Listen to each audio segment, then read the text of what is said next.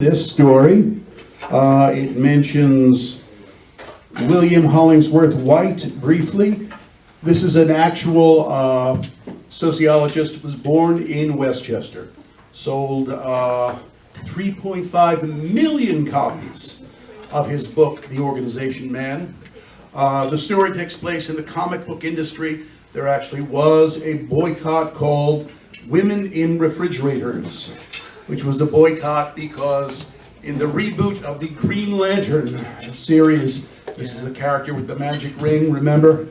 In the second issue, his girlfriend is murdered and stuffed into a refrigerator, which a lot of women, for some reason, didn't care for. I mean, she'd only been around for one issue, so obviously she didn't have any character development. It was just there to anger the lead character. One other thing I would like to point out, one of the characters in this story shouts a lot. I do comment to people on mic technique. For those of you who do read stories up here, please notice when I shout, I move away from the mic. I don't blow out the amplifier by shouting into the microphone. With that, let us begin. The story is called Deck the Hells. No, no, no, no, no, shouted Abner Crumley, editor-in-chief of Z Comics. Then he added another no for good measure. I don't understand, whined Waldo Vaxic. As a writer, he worked alone at home. Coming into the office and talking to Crumley in person made him miserable, even when the head man liked his work. What did I ask you to do? Said Crumley. His spittle splashed on his underling's face, but Vaxic didn't dare wipe it off. You wanted some of the old characters updated. I wanted, Crumley said, characters we used in the 1940s and 50s reused so that they didn't fall out of copyright. But you said yourself that those old characters were stupid. That's why they hadn't been used in 50, 60 years. They had to be updated. Updated, not upended, bastardized, and turned inside out. Crumley sat back behind his desk. Vaxic, his legs shaking, didn't dare ask if he could sit. Besides, the only other chair in the office was child-sized. Asking the editor-in-chief to get him a large chair was out of the question. The editor-in-chief liked having a small chair for visitors, allowing him to loom over them. You doing okay? Yeah. Okay. I'm still too loud. Vaxic had to admit that he could probably fit in a child-sized chair. He was only 5'7" and rarely weighed more than 130 pounds.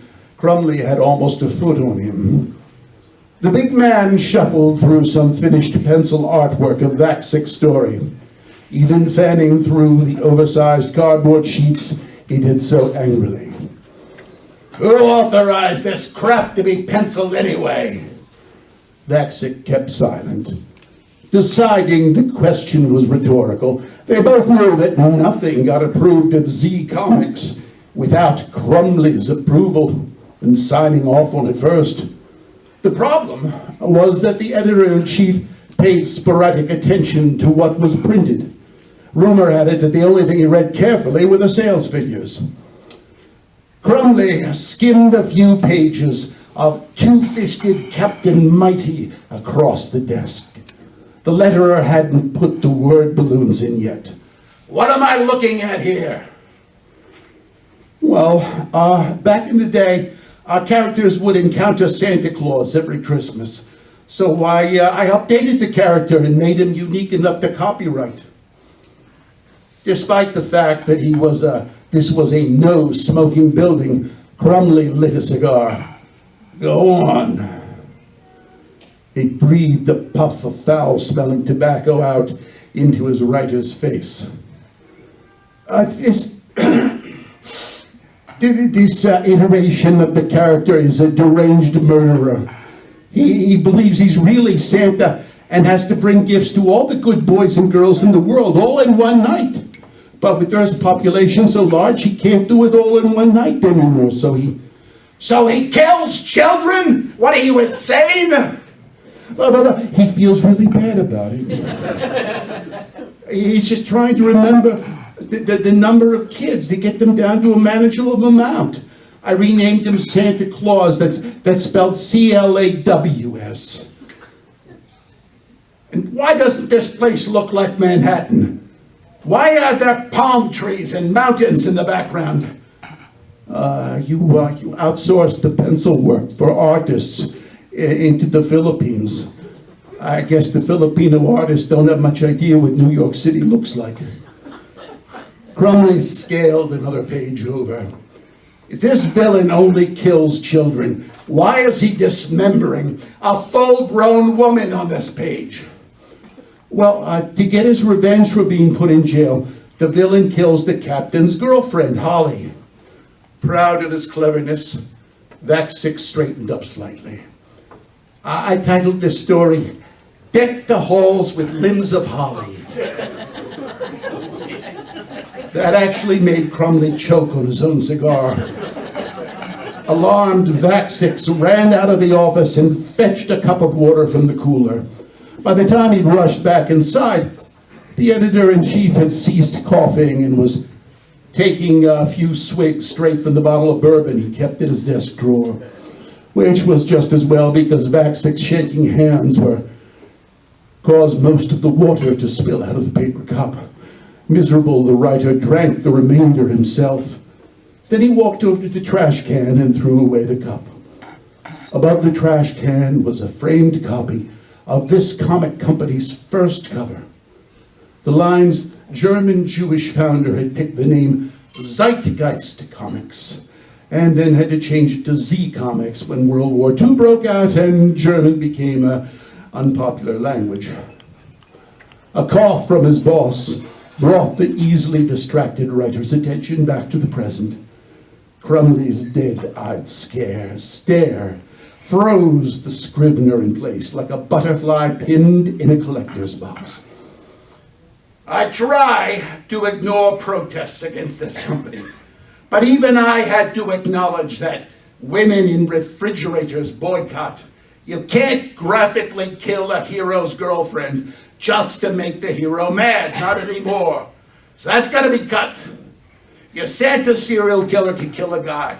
Dead guys are okay. But then the title of the story won't work. I don't know of any guys named Holly. Crumley knew of a famous one, a sociologist named William Hollingsworth White, who ignored his boring first and last names in favor of being called Holly. He'd seen a profile of the guy on 60 Minutes. That was the editor-in-chief's Sunday night ritual. 60 Minutes, a takeout pizza, and a transsexual hooker. Coincidentally, that hooker also went by the name Holly. But Crumley wasn't about to share that information with a lowly employee. Look, said Crumley, we've been in business since 1939, but we're only the 5th-ranked comic book publisher. The money isn't in comic books anymore. It's in adaptations of comics, in movies, TV, animation, video games. Marvel's making a mint off their movie adaptations. DC's making big bucks off the TV and cartoon adaptations of its works. Even friggin' Archie Comics has a TV show. He stubbed out his cigar, missing the ashtray by about 6 inches.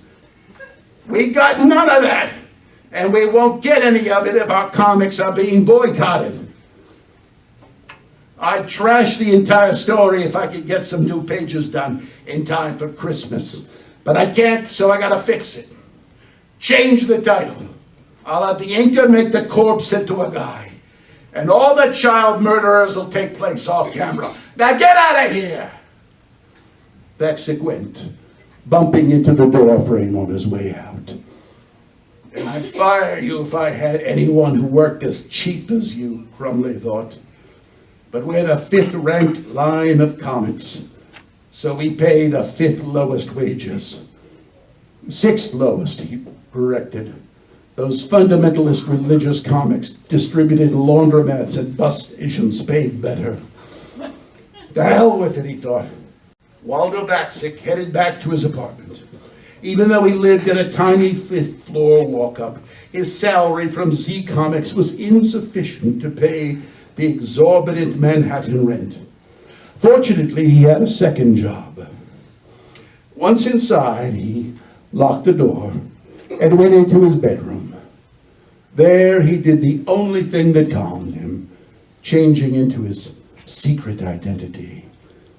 No, he corrected himself. This is my real self. Waldo is my disguise. Finally, he emerged from his bedroom. Now, Waldo Vaxic was not an impressive man, but in drag, he was almost pretty. And certainly he had more confidence dressed as a woman. I'm always afraid Mr. Crumley will recognize me when we meet in his office. He spoke in a high, girlish voice to his reflection in the mirror. But he never does. He never realizes I'm his Sunday night hooker. From inside her outfit, Holly whipped out a push dagger. The streets can be dangerous, but Holly knows how to protect herself. She slashed the dagger at an imaginary foe. If Mr. Crumley isn't nicer to me, maybe Holly will teach him the true meaning of Christmas. Like he said, dead guys are okay. With that, she hid the dagger back in her outfit and headed back into the festive holiday night. Thank you.